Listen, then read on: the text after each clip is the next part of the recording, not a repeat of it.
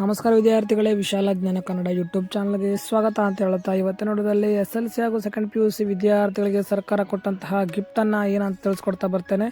ನಂತರ KCET ಒಂದು result ನಾಳೆಗೆ ಬಿಡ್ತಾರಾ ಅಂತ ಒಂದು ಅಪ್ಡೇಟ್ ಇರುವಂಥದ್ದು. ವಿದ್ಯಾರ್ಥಿಗಳ ವಿಡಿಯೋನ ಕೊಂದರೆಗೂ ನೋಡಿ ನಮ್ಮ ಚಾನಲ್ಗೆ ಇನ್ನೂ ಸಬ್ಸ್ಕ್ರೈಬ್ ಮಾಡದೆ ವಿಡಿಯೋ ನೋಡ್ತಾ ಇದ್ರೆ ತಪ್ಪದೆ ಸಬ್ಸ್ಕ್ರೈಬ್ ಮಾಡ್ಕೊಳ್ಳಿ ಅಂತ ಹೇಳ್ತಾ ವಿಡಿಯೋ ಶೋ ಮಾಡೋಣ ಬನ್ನಿ.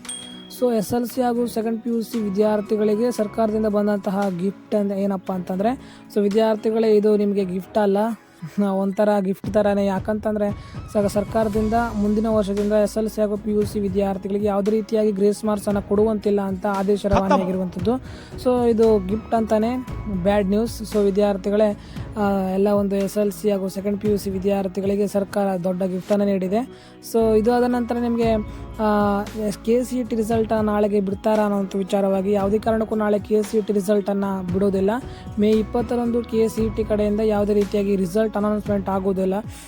ಈ CBSE ಹಾಗೂ ICSE ಒಂದು ವಿದ್ಯಾರ್ಥಿಗಳ ಮಾರ್ಕ್ಸ್ ಎಂಟ್ರಿ ಮಾಡೋದು ಕಾರಣ ಒಂದು ರಿಸಲ್ಟನ್ನು ಇನ್ನೂ ತಡವಾಗಿ ಬಿಡುವಂಥ ಚಾನ್ಸಸ್ ಇದೆ. ಅಂತಂದರೆ ಮೇ ಕೊನೆಯ ವಾರ ಬಿಡುವಂತಹ ಚಾನ್ಸಸ್ ಇರುವಂಥದ್ದು ಅಂತ ಕರ್ನಾಟಕ ಪರೀಕ್ಷಾ ಪ್ರಾಧಿಕಾರ ತಿಳಿಸಿರುವಂಥದ್ದು. ಸೊ ವಿದ್ಯಾರ್ಥಿಗಳ ಇದು ಇವತ್ತಿನ ಒಂದು ಮಾಹಿತಿ ಆಗಿದೆ. ನಮ್ಮ ಚಾನಲ್ಗೆ ಇನ್ನೂ ಸಬ್ಸ್ಕ್ರೈಬ್ ಮಾಡದೆ ವಿಡಿಯೋ ನೋಡ್ತಾ ತಪ್ಪದೆ ಸಬ್ಸ್ಕ್ರೈಬ್ ಮಾಡ್ಕೊಳ್ಳಿ ಅಂತ ಹೇಳ್ತಾ ಮುಂದಿನ ವಿಡಿಯೋದಲ್ಲಿ ಮತ್ತೆ ಸಿಗೋಣ. ಜೈ ಹಿಂದ್, ವಂದೇ ಮಾತರಂ.